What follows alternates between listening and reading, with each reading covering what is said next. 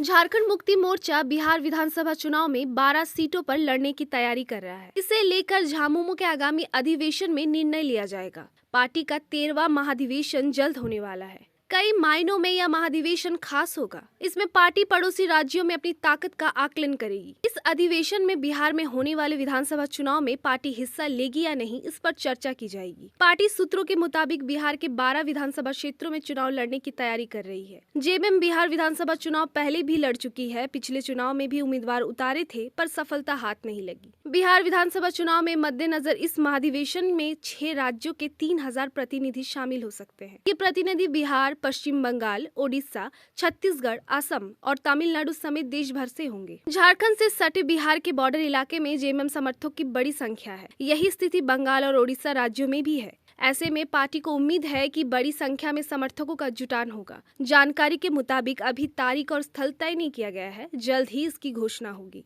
महाधिवेशन के दौरान ही केंद्रीय समिति का पूर्ण गठन होगा। वहीं जिला अध्यक्ष से लेकर अन्य पदों पर नियुक्ति का फैसला भी महाधिवेशन में ही होगा। इसी साल बिहार में होने जा रहे विधानसभा चुनाव में जेएमएम 12 सीटों पर उम्मीदवार उतारे जाने को लेकर राजद कांग्रेस गठबंधन से दावेदारी करेगी। इसके लिए पार्टी बहुत जल्द कांग्रेस और राजद से बातचीत करेगी। जेएमएम जिन सीटों को लेकर अपनी दावेदारी करेगी उनमें तारापुर, कोटरिया, मनिहारी, झाझा, बांका, ठाकुरगंज, रुपौली, रामपुर, बनमखनी, जमालपुर, पीरपैंती और चकाई है।